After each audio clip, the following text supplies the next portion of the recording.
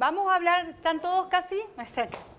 Antes de empezar, ya por las dudas y después al finalizar seguimos si quieren. Hoy tenemos, estaba hablando con Olga, tenemos clase nuevamente el 26 y me decía ella, hay una clase más el 3 de julio. Sí, entonces podemos terminar la semana del 26, terminamos de dar toda la materia y el 3 de julio le estaría tomando un pequeño parcialito teórico, para el cual yo ya le voy a mandar ahora a Leandra, le voy a mandar las preguntas, 20 preguntas de todo, de las cuales yo le voy a tomar 10. No se preocupen, en economía le doy 76, así que 20 son...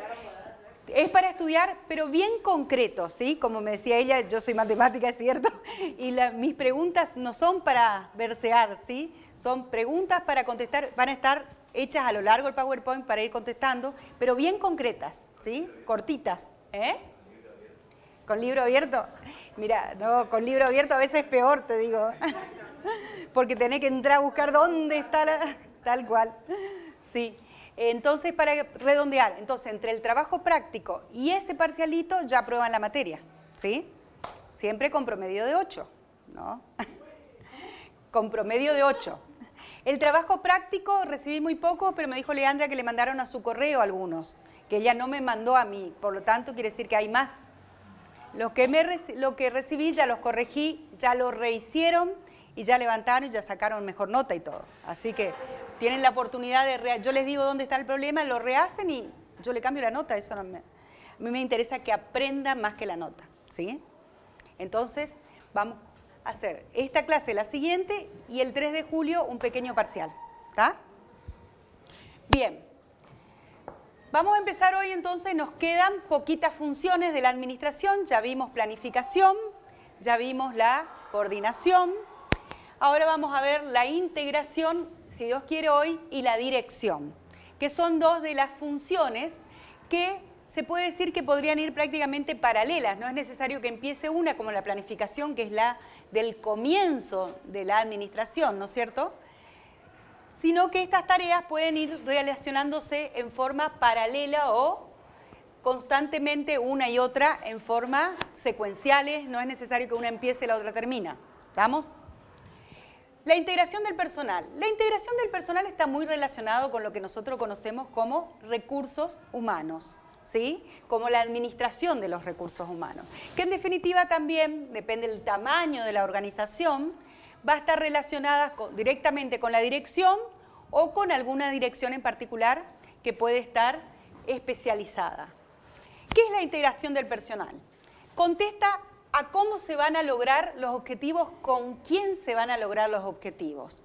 Consiste en ocupar eso que nosotros vimos, que fue la clase anterior, la estructura de la organización con los puestos, con los cargos, con las personas que van a integrar esa organización, poder ocuparlas en los cargos que tenemos previsto para ellas. ¿Cómo vamos a trabajar? Vamos a trabajar yo, usted, la persona. ¿Quién es yo, usted? Aquel que va a estar a cargo de la administración de toda la organización, las personas que van a ser lo que nosotros denominamos los recursos humanos. ¿Cuáles son las funciones que se hacen a través de la integración de personal? Se hace a mantener, armar la estructura de la organización para, ¿qué cosa? Para que funcione correctamente con rumbo hacia los objetivos. Para eso, ¿qué necesitamos? El personal necesario que va a utilizar, de acuerdo a la planeación, los distintos cuerpos dentro de la organización. ¿Cuáles son los principios que rigen a la integración del personal? De todos los principios de administración, ¿se acuerdan que vimos al comienzo? Cada área dentro de la administración tiene sus principios que va a utilizar. Los principios: el hombre adecuado para el puesto adecuado, de la provisión de elementos necesarios y de la importancia de la introducción adecuada o inducción. ¿De qué estamos hablando ahí? Chino básico. ¿De qué estamos hablando? Vamos a verlo un poquito más claro. ¿Sí? El hombre adecuado para el puesto adecuado. Los hombres que desarrollan cualquier función dentro de un organismo deben reunir requisitos para desempeñarla adecuadamente. Cuando nosotros hablamos de las personas tienen distintos tipos de cualidades o características. Cualidades, por un lado, que son de tipo personales, edad, sexo, contextura física, ¿sí? Conocimientos, habilidades, aptitudes. Y por otro lado, tienen capacidades de tipo sociales, que hacen a su actuar en grupo. ¿Cómo pueden ser esas actividades sociales? Y pueden ser distintas, puede ser la motivación que tengan las personas, el tipo de liderazgo que tienen las personas, ¿sí? Cómo funcionan cuando trabajan en equipo. Hoy día es tan importante todo esto que en las entrevistas laborales de ingreso a cualquier organización ya se tratan de detectar este tipo de cualidades, no solo personales, sino también sociales. ¿Por qué? Porque nos dice cómo va a actuar la persona cuando esté trabajando dentro de la organización. De la provisión de elementos necesarios. A cada miembro de la organización debe proporcionársele los elementos necesarios para hacer frente eficientemente a las necesidades de su puesto. ¿De qué elementos estamos hablando? Elementos físicos, ¿no es cierto? Escritorios, sillas, computadoras, y es un gran problema, ¿no es cierto? Porque ahí viene donde se pone en cuenta esas características sociales de, por ejemplo, compartir recursos, ¿sí? Saber negociar, saber obtener los objetivos que necesita para poder ejercer su actividad. Materiales. Todos los recursos materiales que necesita, exacto. Y también recursos de tipo no materiales, como por ejemplo, ¿qué podría ser? La información. Exactamente. ¿Qué información necesita para poder desarrollar su actividad? Si está en tesorería, será información financiera. Si está en recursos humanos, será información de tipo cantidad, calidad de personal, cumplimiento de horarios. Si está en un área administrativa, probablemente trabaje con documentación, facturas, remitos. Si está en otra área que es un área productiva, y dependerá del tipo de organización. En el tipo de organización que ustedes tienen, el área productiva, ¿qué puede ser? Hablábamos hoy de la Cámara. El área productiva de la Cámara, ¿qué información necesita? Por ejemplo, esa es información para poder hacer su trabajo. En el centro de conocimiento, por ejemplo, ¿qué información el área productiva necesita? ¿Quién? No sé, díganme. Por eso díganme, depende del área. Pero áreas productivas. Áreas productivas son aquellas que trabajan directamente con el producto, el bien o servicio de esa organización. Después vamos a ver en la próxima clase que hay áreas de apoyo, que son las áreas que trabajan para la organización en sí, no para sacar ese producto. ¿Sí? ¿Qué otra teníamos acá? La maestra, ¿dónde está de la escuela? Acá está. La maestra de la escuela que ya me mandó su trabajo, sí. Por ejemplo, tu área productiva son los maestros que trabajan con los alumnos, ¿no es cierto? Con los educandos, ¿sí? Y el área de soporte, por ejemplo, un portero, que va a ser el servicio para la escuela, ¿está? Entonces, básicamente, cada área tiene que estar bien delimitada dentro de la organización, y por eso hablábamos de la estructura, que es importante. ¿Por qué? Porque hay que darle a los recursos humanos aquello material y no material, el hardware y el software, digamos, ¿no?, de lo que necesita para trabajar. Fíjense que no hablamos de intereses personales, hablamos de intereses laborales dentro de la organización. Por más que se deben tener en cuenta también aquello famoso, no sé si escucharon, del cliente interno, de qué es lo que necesita el empleado también dentro de la organización para poder hacer bien su trabajo. ¿Qué otro principio? De la importancia de la introducción adecuada o inducción. En el momento en que el elemento humano ingresa a la empresa es trascendental, pues de él depende la adaptación al ambiente de la empresa, su desenvolvimiento y su desarrollo y eficiencia dentro de la misma. Fíjense qué importante que es todo esto y cuánto realmente se cumple en la organización. Sí, adelante. ¿Se cumple realmente todo esto en las organizaciones o no? Al momento del ingreso se le da a la persona toda la información que necesita, ¿sí? Se la introduce para que conozca la organización, los objetivos de la organización para poder cumplirlos. ¿Cómo nosotros podemos trabajar para alcanzar un objetivo si no lo conocemos? ¿Sí? Eso depende de la empresa. Y es de arriba hacia abajo, no es de abajo hacia arriba. es que es de arriba hacia abajo, porque los de arriba son los que conocen la organización, los que van a hacer la estrategia de la organización, ¿sí? ¿Qué tareas va a ser integración del personal? Planeación de los recursos humanos, la selección, la inducción, la capacitación, el desarrollo, la administración de sueldos y salarios, la higiene y seguridad industrial o del trabajo. Es decir, dentro de lo que es la integración del personal, estas son las tareas que se deben desarrollar. Hoy día esto tiene una especialidad que es la administración de recursos humanos, ¿no es cierto? Que se capacitan para poder trabajar en todo esto. Muy bien. Y lo único que de todo esto que les quería aclarar por las dudas, porque tenemos que ir bastante rápido, es, decíamos nuevamente la inducción, que era el proceso inicial, porque lo otro más o menos todos lo conocen, creo, ¿no? Y como vamos medio rápido hoy, por medio del cual se le proporciona al individuo la información básica que le permita integrarse rápidamente al lugar de trabajo. Es decir, es muy importante cuando una persona entra a trabajar en cualquier ámbito que conozca no solo lo que va a hacer físicamente, la actividad que va a desarrollar todos los días, sino que conozca la organización, sus objetivos, su visión, su misión, para qué está la organización y qué es lo que busca, ¿sí? Y es increíble. La mayoría de nosotros trabajamos en la administración pública, creo que todos, pero en las administraciones privadas es peor que la administración pública. Yo creo que uno, como la administración pública es un servicio, uno tiene un poco más claro cuál es el producto de la organización. En cambio, en las privadas ustedes se asustarían cómo la gente que trabaja no conoce realmente qué es lo que busca esa organización, que es muy importante. Claro, y el producto que venden final. ¿Sí? Que muchas veces es material y es más fácil. Pero ¿qué es lo que busca a través de la venta de ese producto esa organización? Muchas veces no tienen ni idea. Trabajan porque el trabajo es así, ¿sí? Muy bien. Entonces, ¿qué es lo que debe incluir esa inducción, la información que le debemos dar al personal?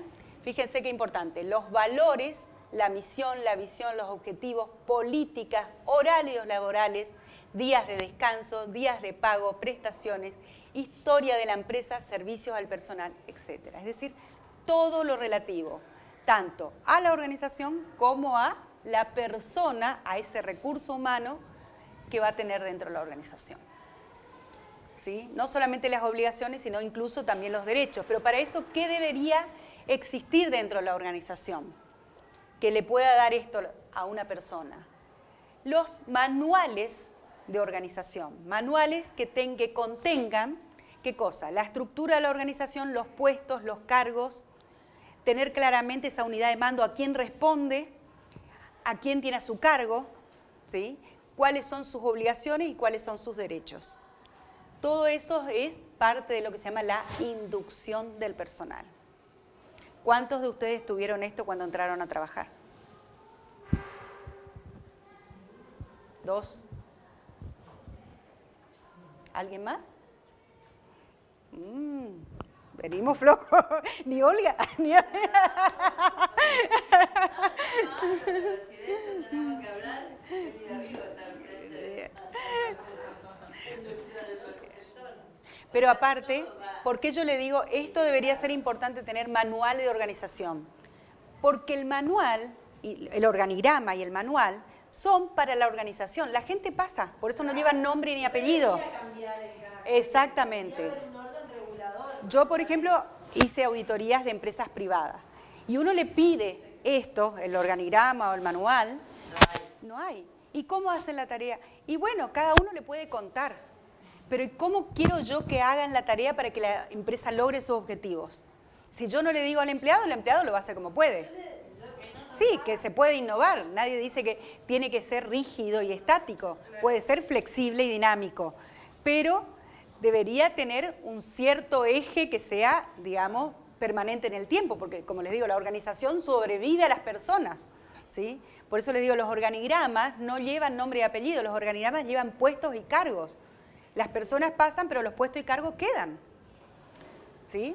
Entonces, una de las cosas importantes, entonces, sería no sé si de ahora en más o cómo, tratar de que, por lo menos con la gente nueva que empieza o algo, tratar de hacer desde nuestros lugares algo de inducción, como para que las personas puedan conocer cómo se trabaja y de qué se trata. ¿Sí? No, y es algo como dicen los chicos, obvio, pero no es tan obvio. ¿No es cierto? Debería ser, pero no está de más recordarlo. Bueno, vamos a la otra función que es la dirección. La dirección es ver que algo no solamente se cumpla, sino que se haga, y si no se hace, realizarla. O sea, no solamente se trata de que los demás hagan algo, sino también que aquel que dirige la acción sepa hacerlo. ¿Sí? Para ello, ¿qué vamos a hacer? Hay que tratar de influir en las personas para que contribuyan al cumplimiento de las metas organizacionales y grupales. ¿Cuál es la importancia? Pone en marcha todos los lineamientos establecidos durante la planeación y la organización.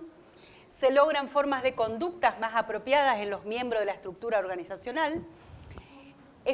Si es eficiente, es determinante en la moral de los empleados y consecuentemente en la productividad, que es lo que decía Olga, ¿cierto?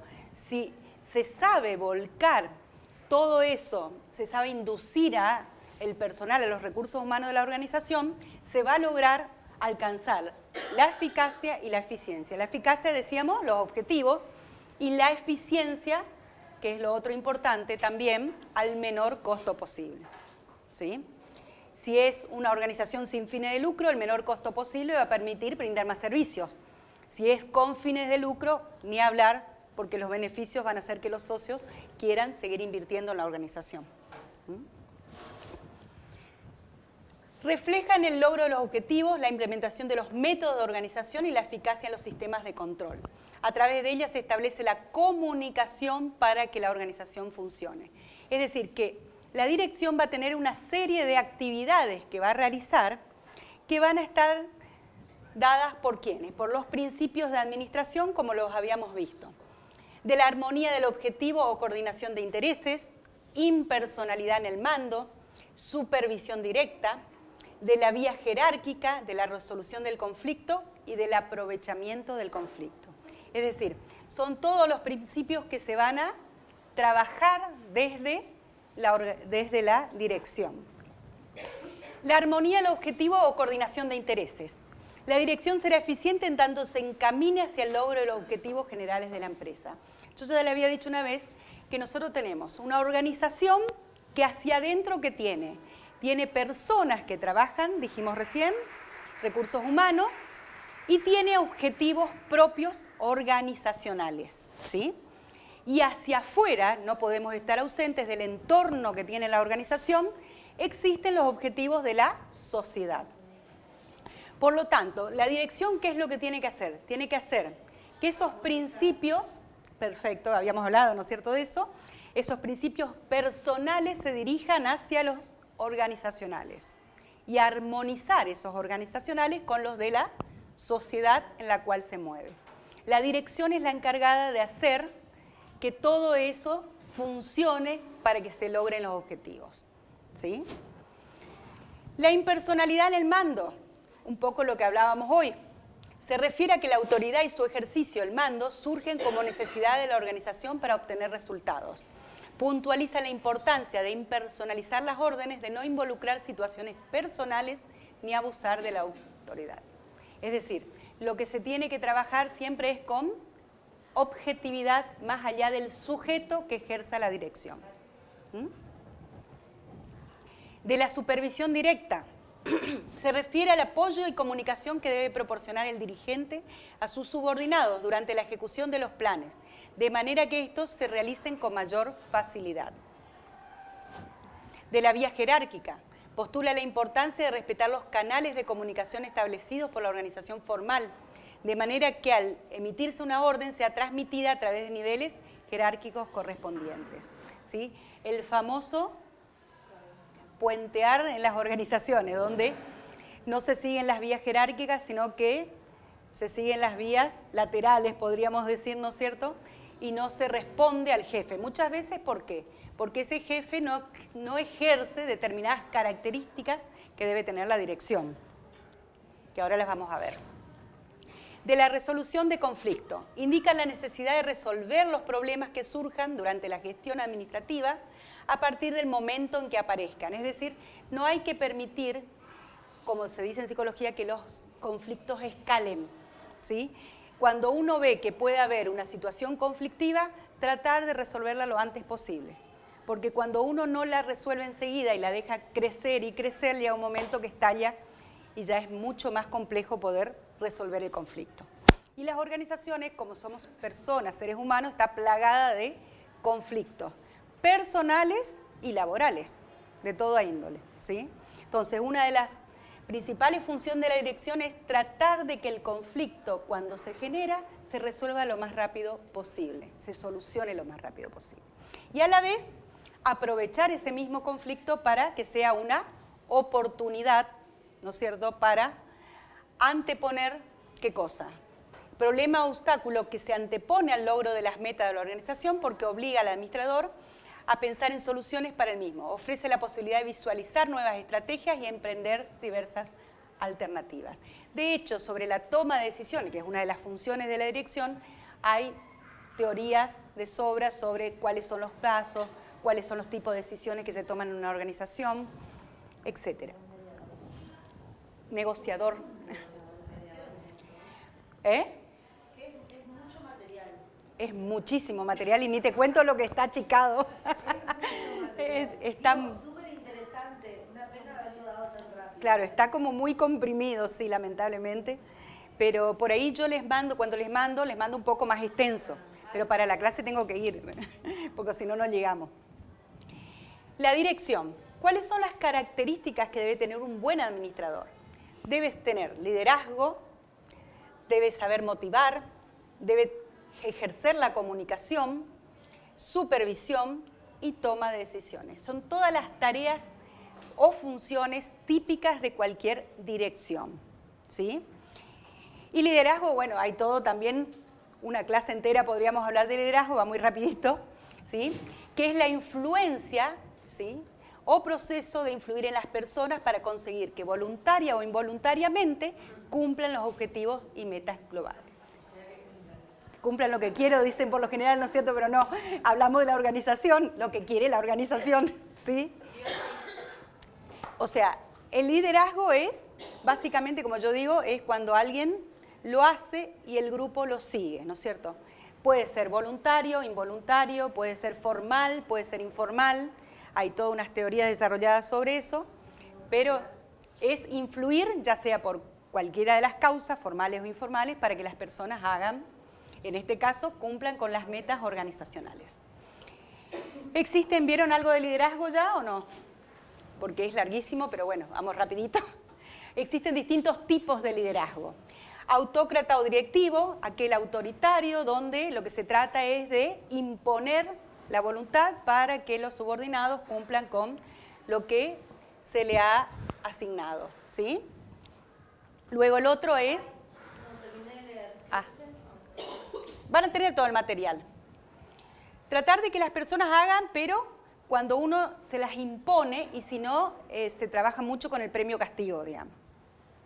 El democrático es aquel que permite una participación más amplia de los subordinados en la toma de decisiones y en los métodos de trabajo y se permite que la gente pueda opinar, ¿tá? Mientras que el paternalista, o también se llama laissez-faire, ¿sí?, como la doctrina, es aquel que deja que por lo general los empleados hagan lo que quieran, por eso dice no deja crecer al empleado, todo lo hace él, lo deja que el empleado tome, perdón, no, el paternalista no, el otro es el laissez-faire. No deja crecer al empleado, todo lo que él hace no permite, es el que está centralizado en una persona que no permite que los demás tomen las decisiones. O sea, en realidad ese liderazgo prácticamente no trabaja en grupo, trabaja en forma individual y hace que el grupo lo siga como él decide, ¿sí? El autoritario justamente, el autoritario hace que el grupo lo haga pero como él quiere. El paternalista lo hace todo él, pero el grupo lo sigue, ¿sí? Y luego está este otro, que es el laissez-faire, que es indiferente, indirecto, es cuando se deja en completa libertad que todo el mundo haga lo que quiera, ¿sí? Pero tiene sus consecuencias porque si la gente no hace, no trabaja, tampoco después se ocupa de que cumpla con los objetivos organizacionales y muchas veces cuando nos damos cuenta de que el grupo no trabajó, es tarde, ¿sí? Es decir, son distintos tipos de liderazgo. ¿Cuál es el mejor? Y depende del grupo. ¿Por qué? Hay gente que necesita un líder más autoritario, hay gente que trabaja sola y puede ser más democrático, ¿sí? Depende de los valores, la cultura organizacional que tenga la empresa. Por lo general las pymes familiares son más paternalistas y más autoritarias. En cambio las empresas pequeñas de informática, por ejemplo, con mucho desarrollo de tecnología, son mucho más liberales porque implementan la creatividad. Por ejemplo, Google, Apple, ¿sí? O hay empresas que son más paternalistas donde tratan de que la gente simplemente siga directivas y se toman todas las decisiones desde la cabeza. Como les decía, las pymes familiares son mucho más paternalistas. Sobre todo cuando nacen. A medida que van creciendo, después eso se va deformando un poco.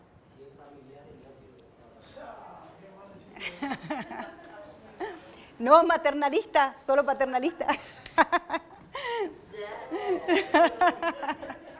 Bueno, el otro tema es la motivación. También es un gran tema que tiene muchas teorías sobre motivación y lo que se trata es de ver cuáles son las necesidades, deseos, anhelos, fuerzas similares que necesita el personal para darles un motivo por el que quieran trabajar y cumplir con esas metas organizacionales. La motivación se dice que es lo que hace que el individuo actúe y se comprometa de una manera determinada, ¿sí?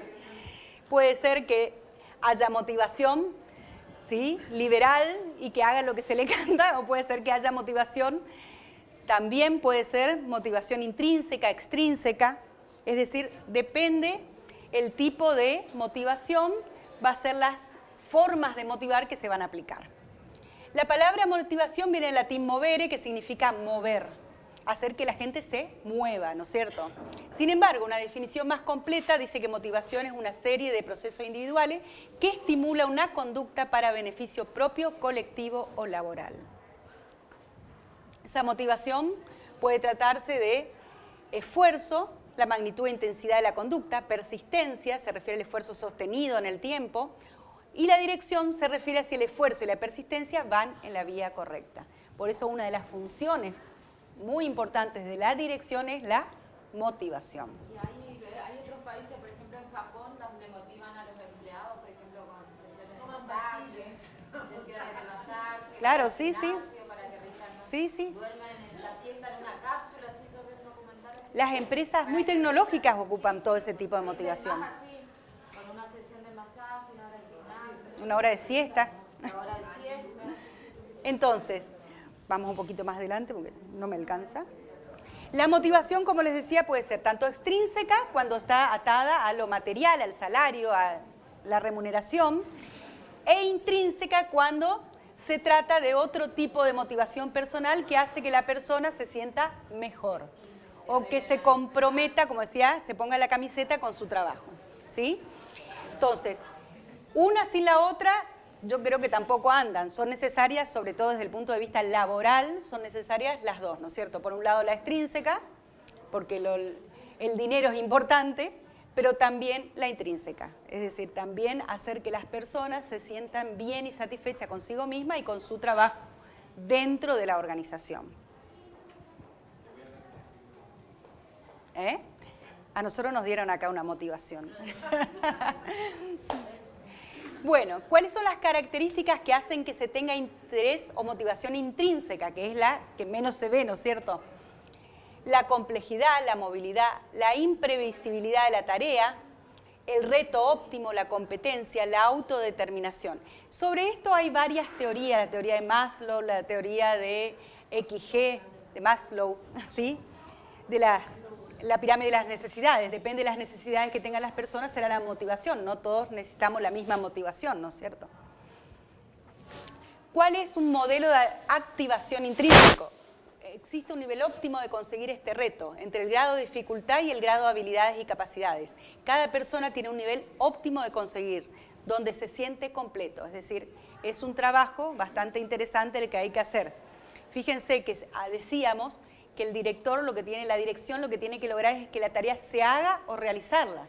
Pero el se haga comprende conocer del personal con el que se va a trabajar todo este tipo de retos, qué lo motiva, qué es lo que hace que se sienta mejor con su tarea.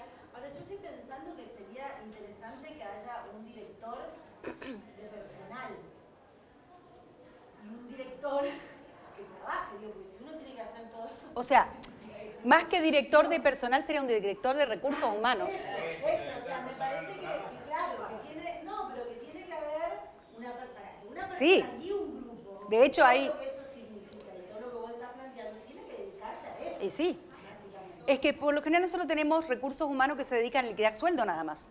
Y los recursos humanos es mucho más amplio que eso. Exactamente. Por eso, de hecho, existe una carrera de recursos humanos hoy día que se está... Qué mal eso que el recurso humano se dedica a liquidar sueldo. Porque lo que tradicionalmente se hace en las empresas y lo más barato. Es lo que nos pasa a nosotros, yo que soy contadora y licenciada en administración de empresa. El contador es un empleado más de la empresa, de la parte contable. El licenciado en administración de empresa administra toda la empresa, sabe de finanzas, de abogados. Claro, pero todo depende del capital que pueda emplear la empresa para contratar a uno y otro. Entonces, por lo general, firman a un contador que ya firma un balance y ya está. Acá también se contrata a un gerente que tiene a alguien que le liquida los sueldos, no que se ocupa del personal, ¿sí? Porque, sí, ya cada vez más. Porque aparte, al haber una carrera de licenciados en recursos humanos, de técnico en recursos humanos, de hecho las nuevas organizaciones, las virtuales, las tecnológicas, son cada vez más, como le decía, el modelo ese laissez-faire, más libre, más amplias, permite que las personas... No, buscan los resultados. Exactamente, solo los resultados y donde pondera el conocimiento, pero no el conocimiento, sino el conocimiento Tradicional. No el conocimiento tradicional, sino el conocimiento Último, claro, el aplicado. Sí, el último, de Es hoy. cierto, Sí. porque aparte está como la desaparición, desde la muerte del autor, creo yo, ¿no? Como la idea de la desaparición de esta cosa del autor, el director, digo, esto es lo virtual que vos decís, Sí, sí. que se maneja, digamos, por una red donde ya nadie se sabe quién es. Ni siquiera se conoce muchas veces. Tiene que ver con una nueva manera de ser. Sí, sí, es lo que se viene en el futuro, digamos. el conocimiento Futuro ya. lugar. Antes estaba en la trayectoria de la persona. No, inclusive el tema del cumplimiento de horario, marcar tarjeta, reloj, estar estrictamente. Hay muchas organizaciones que buscan que la gente cumpla los resultados. No importa en qué momento trabajan, pero llega el momento y tiene que estar el resultado. La meta tiene que cumplirse, el objetivo, pero son nuevos modelos de los cuales todavía no hay mucha información de su funcionamiento, digamos. Lo que yo contaba ocurre de corriente, ustedes saben lo que es coordinación, Bueno, gente, vamos a ir terminando, cerrando, pues yo me tengo que ir, sí.